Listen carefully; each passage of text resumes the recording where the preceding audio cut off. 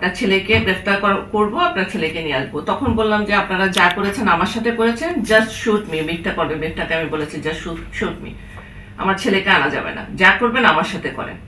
গ্রেফতারের প্রেক্ষাপট বলতে আসলে আমি 2009 সাল থেকে বিএনপির যত মামলা হয়েছিল বিএনপির বিরুদ্ধে চট্টগ্রাম উত্তর দক্ষিণ মহানগরের সকল নেতাকর্মীদের আমি জামিন করাতে শুরু করলাম। 2009 জানুয়ারি থেকে ডিসেম্বর মাসে একটা মামলা হয়েছিল কোতোয়ালি থানা 36 এবং 37, 38, 39 কিছু মামলা হয়েছিল। এরপর থেকে আমি কন্টিনিউয়াসলি মামলা করছিলাম। আমি চিটাগংয়ে আমার খুব ব্যাপকভাবে এটা সাড়া ফেললো যে শাকিলা ফারজানার জামিনগুলো করাচ্ছে, এবং চট্টগ্রামের নেতাদের মেয়েদের মধ্যে আমি ছিলাম। Double million offer Walton fridge কিনে পেতে পারেন 20 লক্ষ টাকা, রয়েছে কোটি কোটি টাকার নিশ্চিত উপহার। যেহেতু শহীদ ওয়াহিদুল আলমের মেয়ে ছিলাম, মামলাগুলো আমি দেখছিলাম এবং নেতাকর্মীরা সবাই আমার চেম্বারে চলে আসতো, তাদের মামলা হলে তাদের বেলগুলো আমি করাতাম।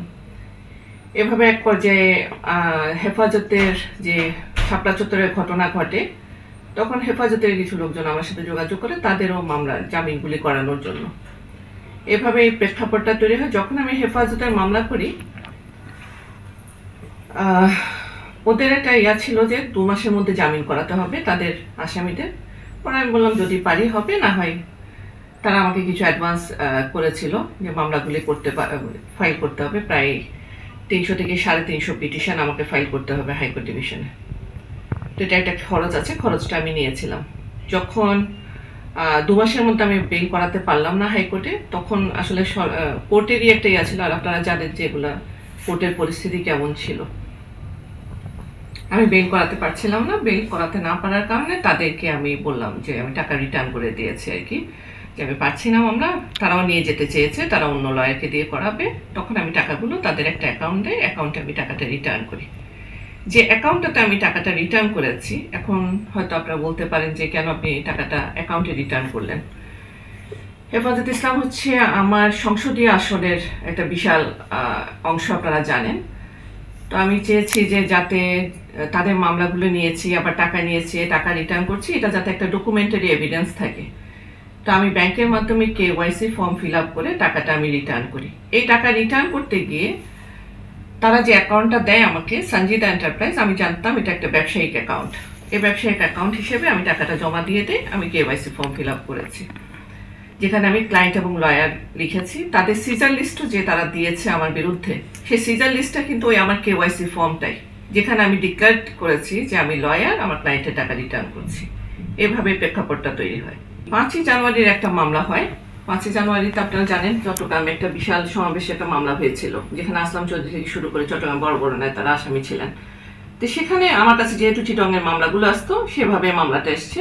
ওখানে তার বেইলও আমি করিয়েছিলাম। এটা আমি জানতাম না আসলে কোনটা কার সাথে লিঙ্ক, কেন লিঙ্ক, বা মনিরুজ্জামান ডনের মামলা আমার কাছে কেন এসেছে। এই প্রেক্ষাপটগুলো যদি আপনারা একটু গভীরভাবে চিন্তা করেন, তাহলে বুঝতে পারবেন কোথাও না কোথাও একটা রহস্য তো ছিলই। আমি টার্গেট হওয়ার এই একটাই কারণ বিএনপি নেতাকর্মীদের আমি যেভাবে জামিন করাচ্ছিলাম, আমি তাদের কাছ থেকে কোনো আর্থিক সহায়তাও নেই, তাদেরকে বরঞ্চ সহায়তা করেছি। আমি কিছু মিলে সরকারের রোষানলের শিকার আমি সেই 2009 সাল থেকে। তারা বিভিন্ন, আমি যখন কোর্টে মামলা করতাম, কোর্টের যারা SB ছিলেন তারা সবসময় যেতেন, খবর নিতেন যে শাকিলা ফারজানা কি মামলা করেছে। তারা একটা লিস্ট তৈরি করেছে আমার কতগুলি মামলা আমি করেছি। এটার প্রেক্ষাপট ওইভাবেই তৈরি হয়েছে, এবং যেটা ফলাফল তা তো আপনারা দেখতেই পেয়েছেন। গ্রেফতার হয়েছে আমি 18 আগস্ট 2015 সাল রাত 9:45 আমার বাসায় তারা আসে, তাও মিথ্যে পরিচয় দিয়ে। যেটা তারা বলেছিল আমার ক্লায়েন্ট, আমার বড় ছেলে দরজা খুলেছিল আমার বাসায়। আমার বড় মানে বাসায় সাধারণত আমি কোনো ক্লায়েন্ট ডিল করতাম না, চেম্বারে আমি সবসময় আমার বাসাটা সবসময় পার্সোনাল রেখেছি আমি। তারা আসে, অনেকগুলো অফিসার, তারা ঢুকে যায় ঘরে, ঢুকে আমাকে নিয়ে যাওয়ার সময় আমার বাবা বাসায় ছিল। আমি তাদেরকে বলেছি, যিনি এই মামলার আয়ও রুহুল আমিন, ওনাকে বলেছি যে আমার বাবা আছেন, আমার বাবার সাথে একটু দেখা করব, বাবাকে বলে নিয়ে যান আমাকে। তখনও তারা বলেনি যে আমাকে গ্রেফতার করেছে। তারা বলেছে যে আমাদের সাথে কিছু আপনার বিষয়ে কিছু কথাবার্তা আছে, আপনার সাথে আমরা একটু কথা বলবো, আপনি আমাদের সাথে যেতে হবে। এভাবে চিন্তা করে আমি গেছি তাদের সাথে। আমার বাবার সাথেও দেখা করে নেই, বা আমার কাউকে বলে যায় নাই যে আমাকে নিয়ে যাচ্ছে, কিন্তু ওই আমার ছেলেরা উপস্থিত ছিল, ওরা দেখেছে তাদের মাকে নিয়ে যাচ্ছে। নিয়ে গেল, নিয়ে গাড়িতে উঠানোর পরে চোখ বন্ধ, আমি কিছুই জানি না আসলে কোথায় নিয়ে গেছে কি।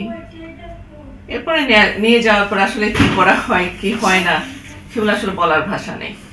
তবে একজন নারী ব্যারিস্টার, প্রতিষ্ঠিত ব্যারিস্টার ছিলাম আমি। ল প্রফেশনে আমি খুব ভালোভাবে পরিচিত ছিলাম, কিন্তু তারা যেভাবে আমাকে একটা জঙ্গি তকমা লাগিয়ে আমার জীবনটাকে যেভাবে শেষ করে ফেলেছিল সেটা আসলে বলার ভাষা নেই। এরপরে তারা নেয়ার প্রায় 45 থেকে 50 মিনিট পরে তারা আমাকে বলছে যে আপনাকে গ্রেফতার করা হলো। এরপরে গ্রেফতারের পরে যা হয় সেটা বলার কিছু নাই। যখন আমাকে পতেঙ্গা র্যাব 7 আমাকে ইন্ট্রোগেশন করা হচ্ছিল, এক পর্যায়ে তারা আমাকে বললো যে আপনার ছেলেকেও নিয়ে আসবো, আপনার ছেলেকে গ্রেফতার করবো, আপনার ছেলেকে নিয়ে আসবো। তখন বললাম যে আপনারা যা করেছেন আমার সাথে করেছেন, জাস্ট শুট মি। মিথ্যা করবে, মিথ্যাকে আমি বলেছি জাস্ট শুট মি, আমার ছেলেকে আনা যাবে না, যা করবেন আমার সাথে করেন, আমার সন্তানকে কোনো ক্ষতি করা যাবে না সন্তানের। রিমান্ডে পুলিশ কেমন আচরণ করেছে?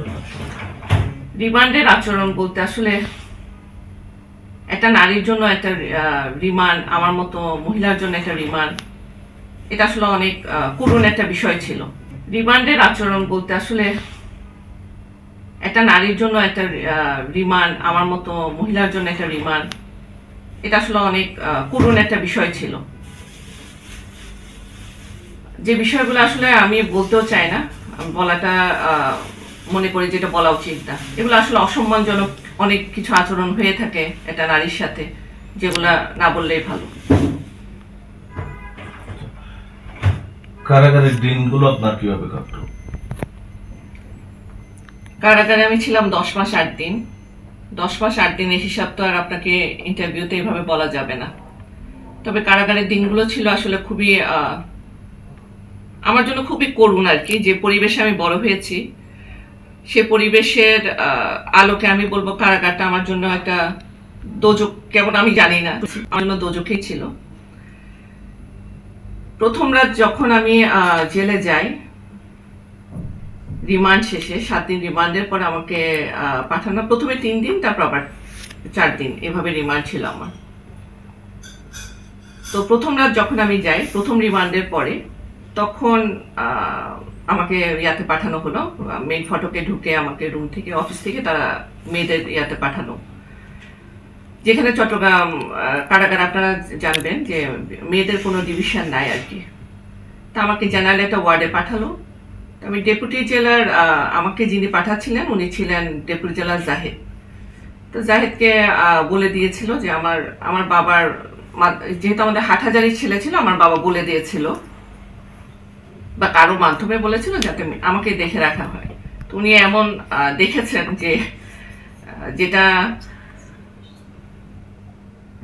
বললে আসলে তার জন্য কি হবে আমি জানি না, তবে সে সর্বোচ্চ অপমান করেছে আমাকে।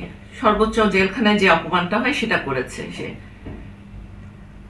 আমাকে নিয়ে 56 জনের একটা ওয়ার্ডে, একটা মহিলা ওয়ার্ডে রাখা হয়, যেখানে মাদক ব্যবসায়ীরা ছিলেন, যারা খুনের আসামি তারা ছিলেন। এবং আমি মহিলাদেরকে খাটো করছি না, এসব মহিলাদের সাথে আসলে আমাকে রাখাটা ওনাদের উচিত হয়নি আর কি। কারণ প্রতিটা মানুষেরই একটা স্তর থাকে, বিভাজনটা তো আসলে সামাজিকভাবে তৈরি হয়ে যায়। একটা শিক্ষিত নারীকে কাদের সাথে রাখবে, সেটা তারা যদি আমাকে অত্যাচার করার জন্য রেখে থাকে তাহলে সেটাই করেছে তারা আমাকে। এবং সারা রাত আমি দাঁড়িয়েছিলাম, ফটক ধরে আমি দাঁড়িয়েছিলাম, ফটক বলতে লোহার যে ইয়াগুলো আছে ওইটা ধরে আমি সারা রাত দাঁড়িয়েছিলাম, ভয়ে পেছনে তাকাচ্ছিলাম না, খুব ভয় পেয়েছিলাম। আমি আসলে এই ধরনের পরিবেশেই আমি আসলে দেখিনি কখনো। আর কারাগারের ভেতরে যে 10টা মাস আমার কেটেছে, এখানে আসলে অনেকগুলো বিষয় আছে। আমি 3.5 মাস পর আমার সন্তানদের দেখার পারমিশন পেয়েছি। আমার সন্তানদেরকে আমি অ্যারেস্টের পরে, রিমান্ডের পরে যে দেখবো সেই সুযোগ ছিল না, কারণ কারাগার পারমিশন দিচ্ছিল না, যেহেতু আমি জঙ্গি মামলার আসামি ছিলাম। এরপর মাসে একবার দেখা করতে দিল। আমার বাবাকে তো পারমিশনই দেয় নাই দেখা করার জন্য। আমার বাবা পারমিশন চেয়েছিল কোরবানের দিন, সেপ্টেম্বর মাসে কোরবান ছিল, আমি আগস্টের পরে 17 তারিখ বা সামথিং 2015 সালের। তো আমার বাবাকে পারমিশন দিচ্ছিল না, পরে আব্বা জোর করে মনে হয় এটা পারমিশন দিয়েছিলেন। কোরবানের দিন আমার বাবা দেখে গেছেন। এরপর আমার বাবা স্ট্রোক করেন, ব্রেন স্ট্রোক করেন, কারণ ওনার মেয়েকে উনি ওভাবে দেখতে চান নাই। আর কারাগারে পানির যে অভাব, সবকিছু মিলিয়ে কারাগারটা আসলে একটা অন্যরকম পরিবেশ ছিল, যেটা আমি মেনে নেওয়া আমার জন্য পসিবল ছিল না। আমি 4.5 মাস মানতেই পারিনি।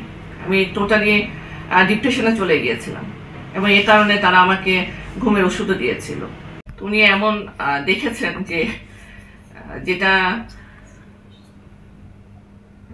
বললে আসলে তার জন্য কি হবে আমি জানি না, তবে সে সর্বোচ্চ অপমান করেছে আমাকে।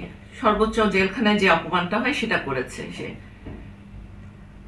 আমাকে নিয়ে 56 জনের একটা ওয়ার্ডে, একটা মহিলা ওয়ার্ডে রাখা হয়, যেখানে মাদক ব্যবসায়ীরা ছিলেন, যারা খুনের আসামি তারা ছিলেন। এবং আমি মহিলাদেরকে খাটো করছি না, এসব মহিলাদের সাথে আসলে আমাকে রাখাটা ওনাদের উচিত হয়নি আর কি। কারণ প্রতিটা মানুষেরই একটা স্তর থাকে। বিভাজনটা তো আসলে সামাজিকভাবে তৈরি হয়ে যায়। একটা শিক্ষিত নারীকে কাদের সাথে রাখবে, সেটা তারা যদি আমাকে অত্যাচার করার জন্য রেখে থাকে, তাহলে সেটাই করেছে তারা আমাকে। এবং সারা রাত আমি দাঁড়িয়েছিলাম, ফটক ধরে আমি দাঁড়িয়েছিলাম। ফটক বলতে লোহার যে ইয়াগুলো আছে, ওইটা ধরে আমি সারা রাত দাঁড়িয়েছিলাম, ভয়ে পেছনে তাকাচ্ছিলাম না। খুব ভয় পেয়েছিলাম। আমি আসলে এই ধরনের পরিবেশেই আমি আসলে দেখিনি কখনো। আর কারাগারের ভেতরে যে 10টা মাস আমার কেটেছে, এখানে আসলে অনেকগুলো বিষয় আছে। আমি 3.5 মাস পর আমার সন্তানদের দেখার পারমিশন পেয়েছি। আমার সন্তানদেরকে আমি অ্যারেস্টের পরে, রিমান্ডের পরে যে দেখবো, সেই সুযোগ ছিল না, কারণ কারাগার পারমিশন দিচ্ছিল না, যেহেতু আমি জঙ্গি মামলার আসামি ছিলাম। এরপর মাসে একবার দেখা করতে দিল। আমার বাবাকে তো পারমিশনই দেয় নাই দেখা করার জন্য। আমার বাবা পারমিশন চেয়েছিল কোরবানের দিন, সেপ্টেম্বর মাসে কোরবান ছিল, আমি আগস্টের পরে 17 তারিখ বা সামথিং 2015 সালের। তো আমার বাবাকে পারমিশন দিচ্ছিল না, পরে আব্বা জোর করে মনে হয় এটা পারমিশন দিয়েছিলেন। কোরবানের দিন আমার বাবা দেখে গেছেন। এরপর আমার বাবা স্ট্রোক করেন, ব্রেন স্ট্রোক করেন, কারণ ওনার মেয়েকে উনি ওভাবে দেখতে চাননি। আর কারাগারে পানির যে অভাব, সবকিছু মিলিয়ে কারাগারটা আসলে একটা অন্যরকম পরিবেশ ছিল, যেটা আমি মেনে নেওয়া আমার জন্য পসিবল ছিল না। আমি 4.5 মাস মানতেই পারিনি। আমি টোটালি ডিপ্রেশনে চলে গিয়েছিলাম, এবং এই কারণে তারা আমাকে ঘুমের ওষুধও দিয়েছিল। ওয়েস্টার্ন মাইন্ডের একটা মানুষ ছিলাম আমি, যাকে তারা জঙ্গি তকমা লাগিয়েছে। এটা তাদের স্বার্থেই তারা করেছে। আমি আবৃত্তি করতাম, আমি নাচতাম, আমি গান গাইতাম, সবকিছু। আমি সাংস্কৃতিক বলতে, আপনি যদি আমার ইউনিভার্সিটি জীবন, কলেজ জীবন দেখেন, তাহলে দেখবেন যে আমি আসলে এসব নিয়েই ব্যস্ত থাকতাম। তো সেখান থেকে জঙ্গি কেন করা হয়েছে বা কি, তখন যে 15 বছর আমরা কাটিয়েছি, যে শাসন আমলটা কাটিয়েছি, সে সময় জঙ্গি কেন, অনেক কিছুই তকমা লাগিয়েছে অনেককে। তাদের সাথে যা যা দরকার পড়তো তারা তাই করেছে। সেভাবে আমি জঙ্গি হয়েছি। আমি জঙ্গি কি না কি, সেটা তো দেশের জনগণ এখন বুঝতে পারছে আমি কি ছিলাম, কেন করেছে। কারণ একটা মানুষকে কিভাবে ধ্বংস করে দেয়, সেটা আমি আমার প্রমাণ। এটা আসলে ভাষায় প্রকাশ করা যাবে না। বের হয়েছে ঠিকই, বের হওয়ার পরেও তো আমি আসলে মুক্ত কারাগারেই ছিলাম। বিভিন্ন এজেন্সির চোখ আমার উপর ছিল, নজরদারিতে থাকতাম সর্বক্ষণিক, ঘুমাতে পারতাম না। র্যাব প্রায় রাতে আসতো, বাসার নিচে এসে চলে যেত, কি কথাবার্তা বলতো দারোয়ানের সাথে। আবার দারোয়ানরাও ভয় পেত, আমাকে জানাতো না কি বলেছে। তো সবকিছু মিলিয়ে আসলে মুক্ত সেটা বলা যাবে না আর কি। আমি মুক্ত ছিলাম না। মুক্ত হওয়ার জন্য আমি চলে গেছি যুক্তরাজ্যে। সেখানে গিয়ে আমি রাজনৈতিক আশ্রয় নিয়েছিলাম। 6 বছর আমি ওইখানে ছিলাম। যেদিন সরকার পতন হলো 5ই অগাস্ট, আমি 9ই অগাস্ট আমি দেশে ফিরে আসি। তাহলে আমি মুক্ত এখন আছি, তখন ছিলাম না। এই অনুভূতি এখনকার যদি বলেন, হ্যাঁ, আমি এখন শান্তিতে আছি। গ্রেপ্তার এবং পরবর্তী বন্দি জীবনগুলো আপনার জীবনে কতটুকু প্রভাব ফেলেছে? একটা মানুষের 10টা বছর একটা জীবনে আসলে প্রভাব ফেলেছে বললে, যদি আমার পেশা জীবন বলে, আমার 3টা চেম্বার ছিল, সব আমাকে ক্লোজ করে দিতে হয়েছে। আমার সাংসারিক জীবন বলেন, আমার সন্তানদের নিয়ে আমি বিদেশ যেতে পারিনি, অনেক পরে নিয়ে গেছি তাদেরকে। আমার স্বামীর ব্যবসাপাতি বলেন, সবকিছুতেই সে বাধাগ্রস্ত হয়েছে। সবকিছু মিলিয়ে আসলে জীবনটা আমার তারা যত রকম করে শেষ করা যায় সবই করেছে। এখানে আসলে বলা, আমি আপনাদেরকে এটা বললাম না, বলে শেষ করতে পারবো না কি কি ক্ষতি হয়েছে। সামাজিকভাবে অনেক হেয় প্রতিপন্ন হয়েছে আমরা। যেমন আমার বাবা তো ছিলেন আসলে ভালো রাজনীতিবিদ। যখন আমি গ্রেফতার হই তখন আমার বাবা সবার দরজা বন্ধ করে দিয়েছিল, এটা আমার বাবা মানতে পারেনি। আমার মাকে ডাকতো জঙ্গির মা।